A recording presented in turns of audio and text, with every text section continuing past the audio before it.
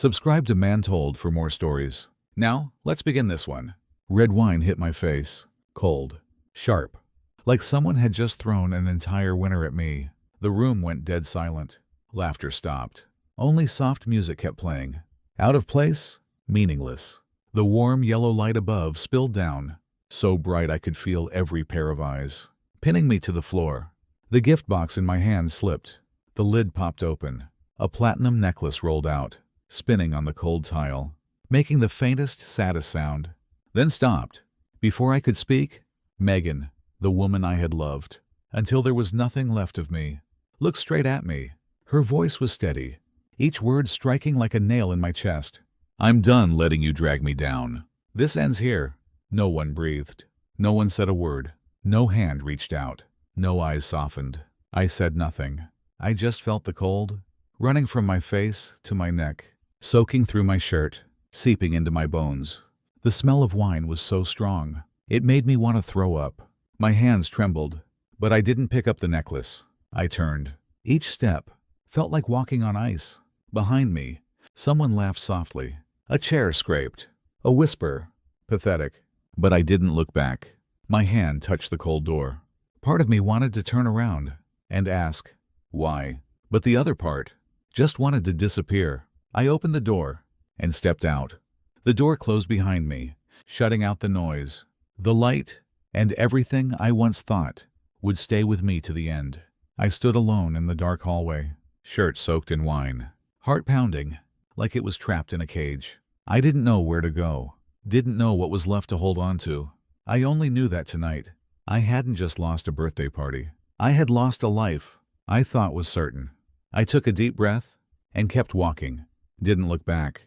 And I had no idea that the moment I walked out of that room was also the moment everything inside me collapsed.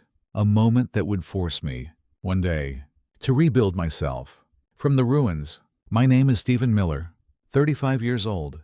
If you had met me 6 years ago, you would have seen an ordinary man with an ordinary quiet life, a stable job as a software engineer, a small house in the suburbs, and a wife as beautiful as a painting.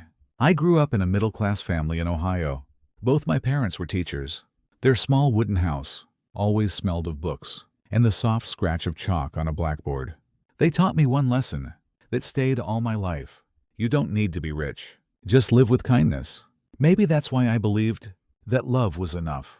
I believed if I loved someone with everything I had, happiness would last. I never thought I needed to guard myself from the person I loved. I met Megan at a small conference on tech and creativity. She was 25, from New York, full of energy. Her eyes were like the whole city, bright, sharp, confident, a dark blue dress, a dazzling smile. She was the center of the room, no matter how many people stood around her. I wasn't anyone special. I stood in the back, holding a coffee cup, not knowing what to say. But she walked right up to me, held out her hand, and said, "Where do you work? You look like someone who listens more than he talks." I froze for a few seconds before I could even answer.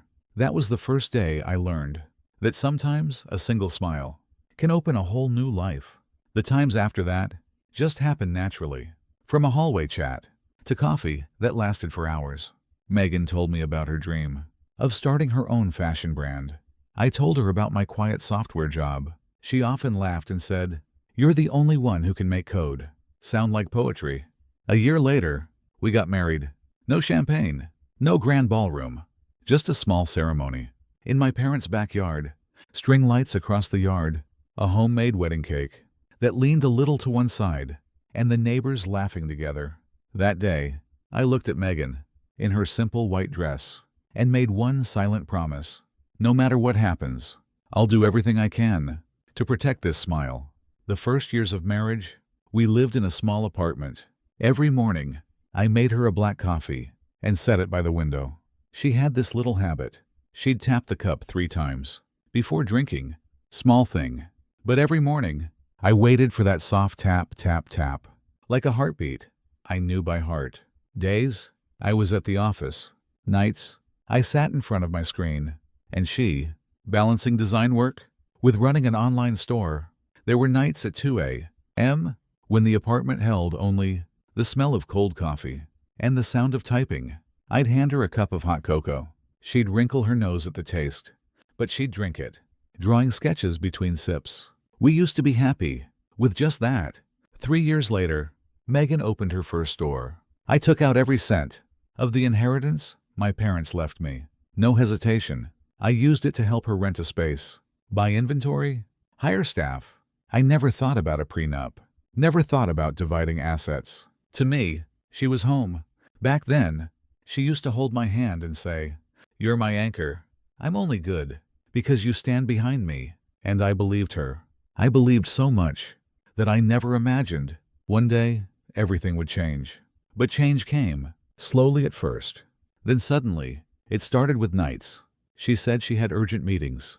Then came the unexpected trips. Her phone was always face down. Passwords changed, ones I no longer knew.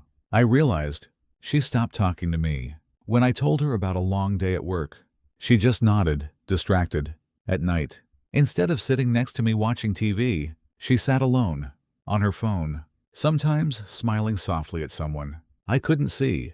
I told myself, maybe I'm just imagining things. I told myself to trust her. Like before, one rainy night, I came home earlier than usual. The streets were so dark that even the streetlights blurred into streaks of yellow. As I turned into the basement garage, I saw a black SUV parked in a corner, its lights inside dim, casting two silhouettes. I slowed down and saw clearly the woman in the passenger seat. It was Megan. The man beside her, I couldn't see his face, but they were close enough to make my heart stop. I parked, gripping the steering wheel, until my knuckles turned white. I wanted to walk up, knock on the window, but my feet wouldn't move. I stood there, soaked in the rain, watching the car roll away and leave me there, with nothing but the sound of rain. That night, I asked her about it. She looked at me, calm, cold. "You imagined it. That was a business partner. You should just worry about your work." I knew something was wrong, but I stayed silent. Not because I trusted her, but because I was afraid that one more question would give me an answer I couldn't bear to hear. That's what love does. It blinds you. From then on, the distance grew. Dinners together became rare. The house turned into a hotel. I came home late. She left early. We crossed paths, just to nod. But every morning, I still set that black coffee by the window. Even knowing she might not drink it, I still waited for that soft tap, tap, tap that sometimes never came. Whenever she traveled, I still texted, "Take care of yourself." Most of the time, all I got was seen. But I kept doing it, because that was the only way I could feel I still existed in her life. When Megan's birthday came close, I told myself, this is my last chance. I saved all year and bought a small platinum necklace. Not expensive, in the world she lived in now, but everything I had. I believed that if we could just sit down, look each other in the eyes, everything would come back like it used to be. I didn't know that this hope, this belief, would be the last thing to leave me. That night, and from the moment I walked out of that restaurant door, soaked in wine, I knew the old Stephen was gone. People say a marriage doesn't fall apart in one night. It cracks slowly. From the little silences we get used to avoiding, I started to notice I woke up earlier than Megan. Not because I wanted to, because I couldn't sleep anymore. The kitchen, once warm, was now just the sound of water boiling. Dim light came through the window, falling on the cup I set out of habit. Before, just a few minutes later, she would come in, hair messy, eyes still half closed. 3 soft taps on the cup.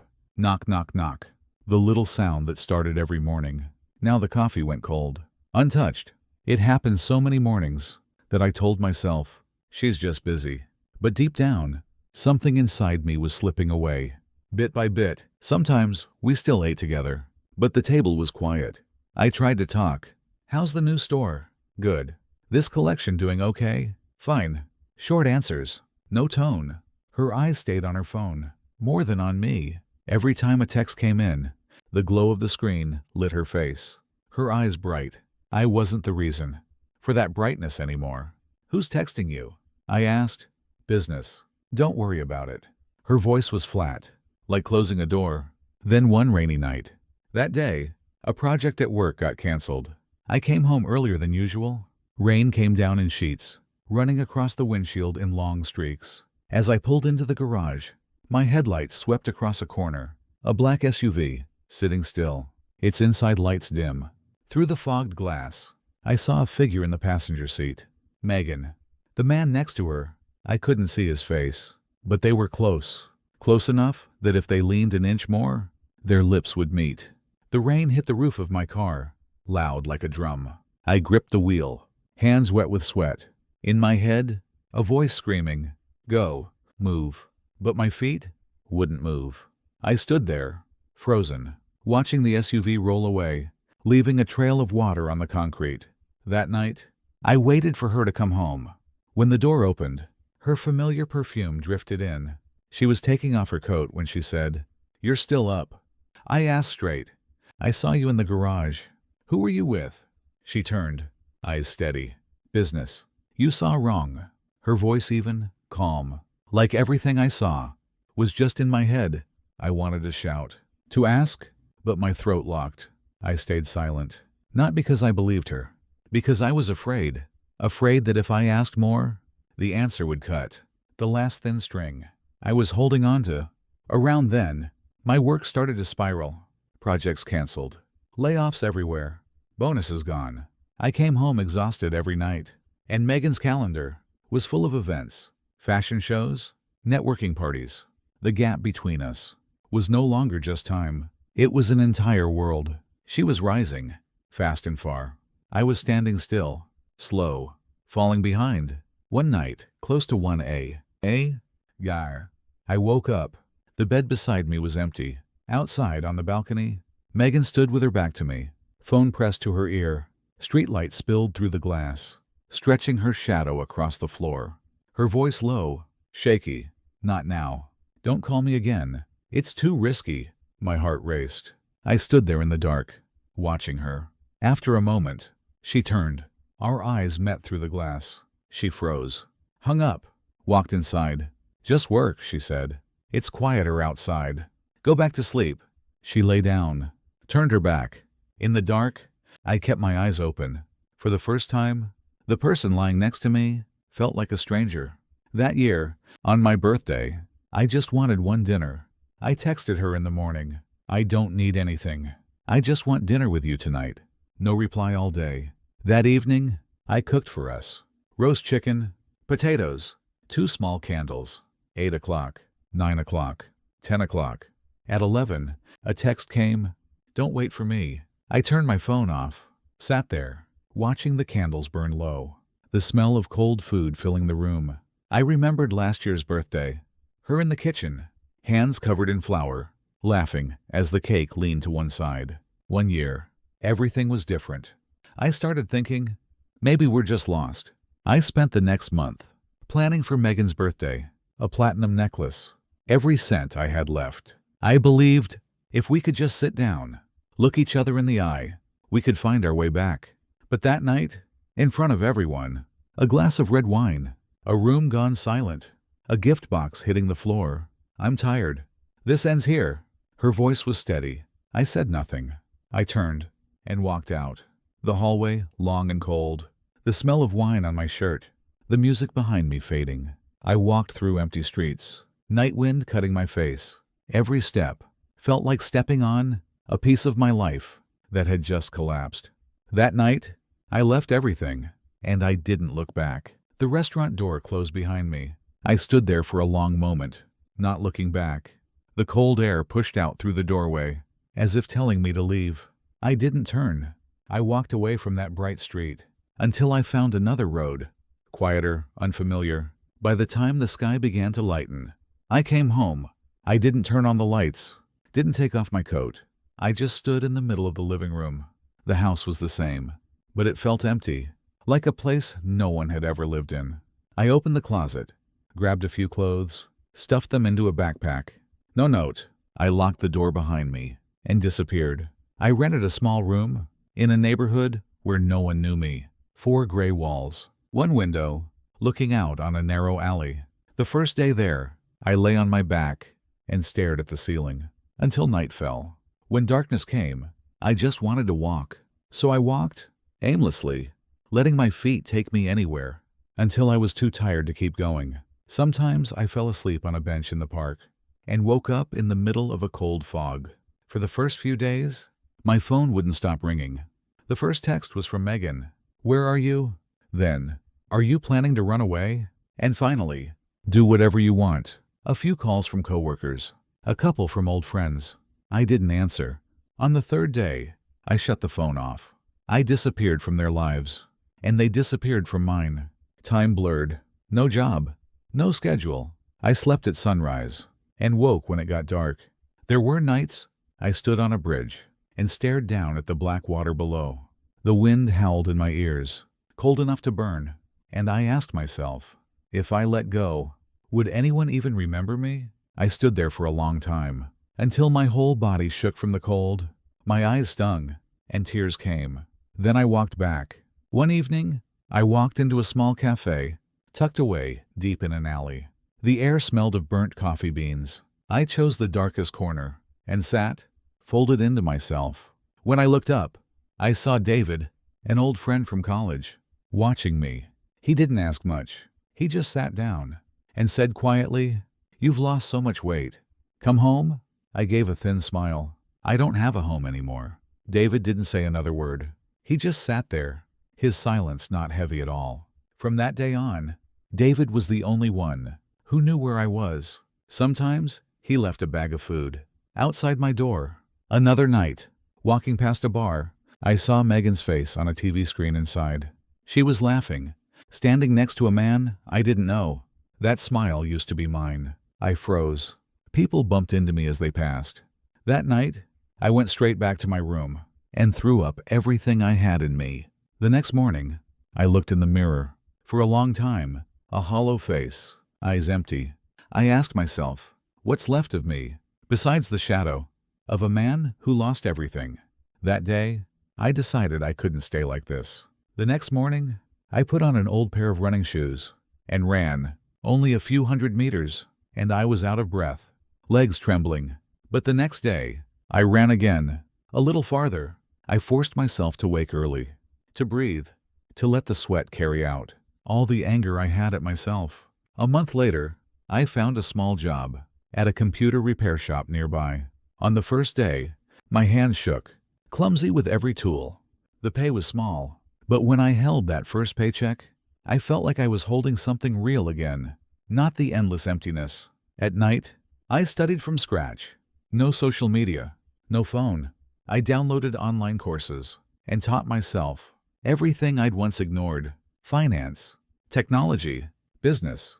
I took notes by hand, drew diagrams. The glow of that small laptop was the only light in the room. Sometimes, I still woke in the middle of the night, heart pounding, dreaming of the past, dreaming of the sound of a cup. Knock, knock, knock. The smell of fresh bread, her laughing eyes. I lay there, let the memories wash over me, like cold water, knowing there was no way back. 1 year passed. Then 2, I got stronger. I started taking small tech projects. I learned how to manage money. I started to invest, bit by bit. Sometimes I lost, and started over. By the 3rd year, I was no longer the same. Not perfect, but different. I no longer waited for someone to save me. I learned to stand on my own. One afternoon, while running along the lake, I realized it had been weeks since I'd thought about Megan. The pain wasn't there anymore. I stopped, looked out at the water, shining bright in the late sun. I took a deep breath, and I smiled, just a small smile, but real. 5 years after I disappeared, an invitation arrived, a major conference, technology and investment. I wasn't rich, but I had learned to stand on my own 2 feet. I went, without thinking much about it.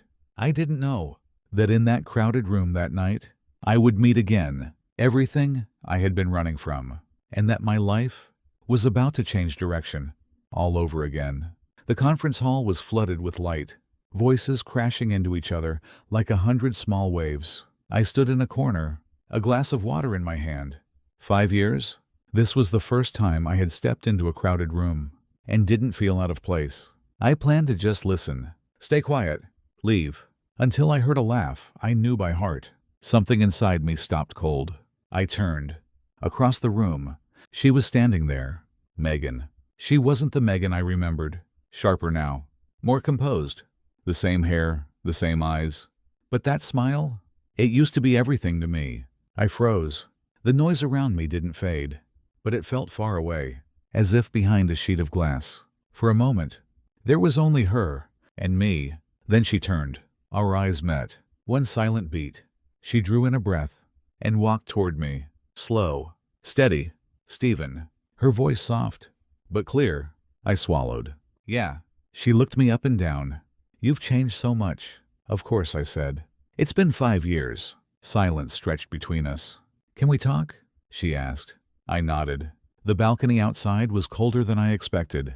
The city below, spread out like a river of yellow light, all the way to the horizon. We stood there, just far enough to hear each other breathe. She spoke first. You disappeared. No word. I looked for you for a long time. I kept my eyes on the lights. What for? You ended everything that night. You think it was that simple? Her voice rose, then softened. You never asked why. I turned, looked straight at her. After that night, what was left to ask? I saw it. I heard it. She bit her lip, her hand gripping the railing. It wasn't what you think. I laughed. Dry. If you'd said that 5 years ago, maybe things would be different. She closed her eyes, took a deep breath, then opened them again. The man in that car that night, she said slowly, wasn't a lover. He was an investor. Back then, my company was on the edge of collapse. Every dollar was in his hands, and he made conditions. I had to attend his events, sit by his side, smile for the people he needed to impress. If I refused, everything would fall apart. I had no way out. I stayed silent, my hands tightening around the cold rail. She went on, her voice breaking. That night, I saw you coming in, with a gift. I knew you were trying, but I was terrified. If you found out, you would throw yourself in, give up everything just to pull me out. I couldn't let that happen. She paused, then whispered, when you walked out of that room, I wanted to run after you, but they were all watching. I couldn't move. I said through clenched teeth, and for that, you threw wine in my face, in front of everyone, not a word in private. You thought that was the best choice. Her eyes filled with tears. If I talked to you alone, you would forgive me. You would hold on, and I would break. I needed you to hate me. So you'd leave? Tears rolled down. For 5 years, not a single day passed without me wondering if you were alive, if you still hated me. I wanted to explain, but you disappeared. My fists clenched so tight. My knuckles went white. All the anger I had buried for years rose up, hot and blinding.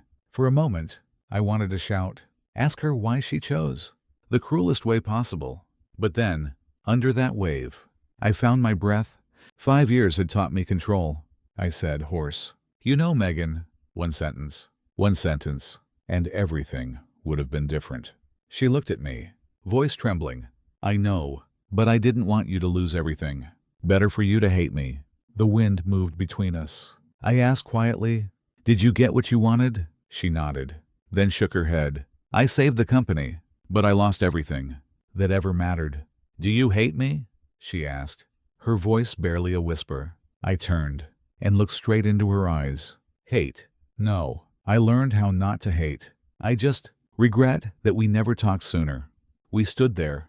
She moved a little closer, her fingers brushing the sleeve of my coat. Not holding, just a touch. Stephen, if she began, but I stepped back. No, I cut in. We've come too far. The only thing I can do now is wish you well. I turned. She didn't call after me. She just stood there, her shadow stretching long across the bright tiles. Back through the door, music and laughter rushed over me. I walked into the crowd, as if that conversation had never happened. Outside, I stopped on the sidewalk, took a long, deep breath. The city was still alive, still noisy, but for the first time in years, it looked clear to me. For the first time, I didn't feel left behind. This time, I was the one choosing to walk away. I stepped out of the building and into the night air. The city blazed ahead of me, but inside my head, it felt like something had just been cleared away. That night, For the first time in years, I didn't call a cab. I didn't rush home. I walked, slow. Trees swayed over the sidewalk. Dry leaves skated across the pavement with each gust of wind. It felt like I was walking through a new city, even though every street was familiar. In my head, Megan's words kept playing. No anger, no bitterness, only a quiet stillness, like the credits rolling on an old film, and the screen going dark. A few days later, work went on as usual, but inside, I knew there was somewhere I had to go, a place I hadn't dared to return to. In 5 years, I bought a train ticket, packed a small backpack, and left. The old house sat at the end of a quiet street. When I stepped off the bus, the smell of wet grass from an afternoon rain hit me. The smell of soil, of fallen leaves, the smell of childhood. I stood in front of the wooden door. My hand lifted, then froze. So many memories, familiar and distant, all at once. The door opened. Before I could knock, my father stood there, thinner, more gray in his hair, a slight bend in his back, but still the same eyes. The last time I heard he was in the hospital, I only managed a phone call. Now he was right in front of me. We just looked at each other. Wind swept through the porch. "Stephen," he said, like he wasn't sure. "I'm home, Dad," my voice breaking. The living room was exactly as it had been 5 years ago. The old wooden chairs creaked. The rug faded. A crooked picture still hung on the wall. I sat down and listened to the ticking clock. This house had a smell of its own. Green tea and old wood. A smell that made my chest loosen. He made tea and set 2 cups down. "Where have you been all these years?" he asked. No accusation, just a question. I exhaled, hands wrapped around the warm cup. "I left to find myself. Back here, I felt like a failure." He looked at me and nodded slowly. "Your mom couldn't sleep for years, worrying. So did I. But now, seeing you here, I think maybe you've walked the road you needed to walk on your own." "I'm sorry, Dad," I whispered. He was quiet for a while, then said, "You remember learning to ride your bike? You fell 10 times, so I held it steady for you. On the 11th time, I let go, and you didn't even notice. You just kept riding. Life's the same, Stephen. There are parts of it where I can't hold the bike for you anymore." That simple line was like a gust of wind, blowing away the dust in my head. I stayed for a week. Every morning, I ran down the old road, past the trees, past the overgrown field. Every evening, I sat on the porch with Dad, drinking tea. Sometimes we talked. Sometimes we didn't. This time, the silence wasn't heavy. One night he asked, "Did you see Megan again?" I nodded. "Yes." I learned the truth. "And it's over. I've let it go." He nodded gently. "Good. Some things aren't meant to be fixed. They're meant to be let go." On my last day, something small happened. I took Dad to the corner store. Out front, a drunk man stumbled hard into him. He lost his balance. I caught him just in time. For a moment, heat shot straight to my head. My hand gripped the man's shoulder. The stench of alcohol. Bloodshot eyes. "Move," he mumbled, his voice thick with drink. Everything around us seemed to hold its breath. 5 years ago, I wouldn't have thought that would have been enough to make me explode. But as the anger rose, an image came to me. That night on the bridge, the cold wind, the black water swirling below, a man who almost let go because anger had swallowed everything. I took a long breath, and slowly, I let go of his shoulder. "Go home," I said quietly. "It's late." The man blinked, then staggered away. Dad looked at me. He didn't say a word, but I saw his eyes grow red. On the train back to the city, the sky turned dark. Fields stretched out. The sun faded, leaving streaks of gold on the glass. In the reflection, I saw myself, a different face, thinner, tanned, but eyes alive again. For the first time, I saw clearly a new man I had become, one who no longer carried the shadow of 5 years ago. Back in the city, I returned to work, but in my head, a new plan was clear. I wanted to build a small company, a place for people who had fallen like I once did, to start over, because I knew what it felt like to stand at the bottom alone, and I knew that sometimes one hand reaching out at the right moment can change everything. One evening, a text came in from Megan. "Thank you for listening. I won't bother you again. I hope you find happiness I looked at it for a while, then put the phone down. I didn't reply, not out of anger, but because that story was closed. That night, I stood on my balcony. The wind moved through the city lights. In the glass door, I saw my reflection. This man was no longer afraid. For the first time, I felt truly free. No one left to hold me back. No one left to hate. Only the road ahead. And this time, I will choose how to walk it. One weekend evening, I found myself back by the river, the same place where, 5 years ago, I had stood on a bridge, looked down at the black water, and almost let go. The wind from the water was cool against my face. The river hadn't changed, but I had. I stepped close to the edge, picked up a small stone, held it tight in my fist, and let it drop. Plop. A small sound. Ripples spread out, wider and wider. I watched them. They reminded me that even a single fall can leave something behind if you stay long enough to see it. I sat down on the grass. The lights from the far bank stretched into long, bending lines across the water. The breeze carried the scent of wet grass and river water. And I thought about these last years, the days when I couldn't stand back up, the people I thought would walk with me forever, until they didn't. Back then, I believed loss was the end of everything. Now I know it was only a comma. You have to lose to see clearly what remains. If someone had told me 5 years ago that one day I'd feel grateful for the pain, I wouldn't have believed it. But tonight, I see it clearly. It was the darkest days that gave me different eyes, so I could recognize the light when it finally came back. Megan is an old chapter. No more anger, no more holding on. Just this. Without her, I wouldn't be the man I am now. On the way home, I walked slowly. The city ahead was still glowing. Long roads, braided together like golden threads. For the first time, I didn't feel lost in that light. Tomorrow, I'll wake up. I'll work. I'll keep building my company. I'll call my father. Everything will look ordinary. But inside, everything has changed. Late at night, I stood at my window. The city below looked like a river of gold flowing in the dark. I closed my eyes, and in that quiet, I heard myself whisper, "Whether anyone stands with me or not, I will keep walking." When I opened my eyes, my reflection stared back at me. That man was me, but not the man I was 5 years ago. In those eyes, I didn't just see change. I saw someone new, standing tall, looking straight ahead. I knew then there would be no more nights, standing on a bridge, wondering if anyone would remember me. I will keep walking, not for anyone else, but for myself. A night wind swept through, carrying the smell of wet grass and water. I took a long, deep breath, and somewhere inside me, a small sky opened up. Small, but just enough for the light to come in.